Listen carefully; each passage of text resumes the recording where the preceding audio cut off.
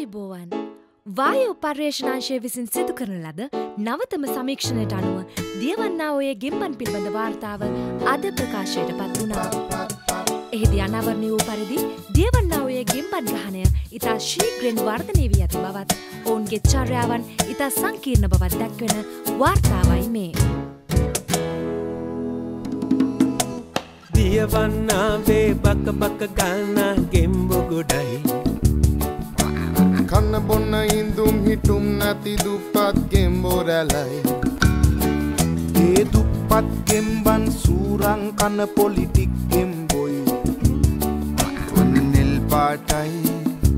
සමහරු කොළ පාටයි මොන පාටින් හිටියත් අනුන්ව සූරංකයි දියවන්නාවේ බක බක ගානා ගෙම්බො ගොඩයි වැස්සටවත් පාසලක් දැක්කේ නැති මැටි ගෙම්බොයි නිල් පාටින් දුටු ගෙම්බන් හෙට වෙනකොට කොළ පාටයි මූණ ලොකුයි අලි බඩ ගෙඩියයි කිසි වැඩකට නැති මුං බොරුවෙන් ජීවත් වෙයි දියවන්නාවේ බක බක ගානා ගෙම්බො ගොඩයි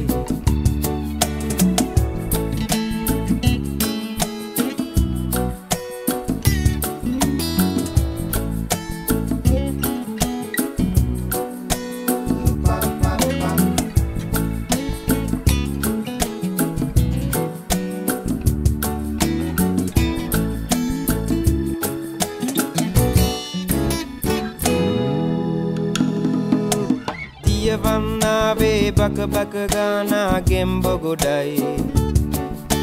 බලයෙන් මත්ති නීතිය අතගත් තිස් ගෙඩියොයි පොලිටික් ගෙම්බන්ගේ පස්සෙන් යන කලාලොවේ ගෙම්බොයි උන් සින්දු හදයි පැන පැන කඩේමයයි මොන දේවල් කෙරුවත් අකුසල් පස්සෙන් නෙයි සූරං කන උරං වන බව දහමේ ලියවියයි හෙට දුක් හැදිලා පිස්සන් වීලා කලකම් පව් බල දෙයි ඇස්පනා පිටම දිට්ඨ ධම්ම වේදනීය කරුමය වෙයි දියවන්නාවේ හොඳ වැඩ කරන ගෙම්බො ටිකයි උන් හැමදාමත් වෙහෙසෙන්නේ අනුන්ගේ දුක ගැනමයි දකින්න කියන්නේ කරන්නේ ඇත්තම ඇත්ත තමයි උන් පිම් පාටයි කරන්නේ හොඳ වැඩමයි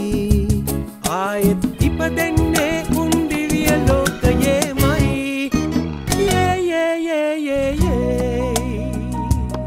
මේ අනුව පෙනී යන්නේ යහපත් ගෙම්බන් ඉතා සීමිත බවත් දූෂිත ගෙම්බන් අති බහුතරයක් වන බවත්ය. මීට මූලික හේතුව වශයෙන් ඔවුන් පෙන්වා දෙන්නේ සාමාන්‍ය ගෙම්බන් ඔවුන්ගේ වටිනා ඡන්දය බුද්ධිමත්ව පාවිච්චි නොකිරීමයි.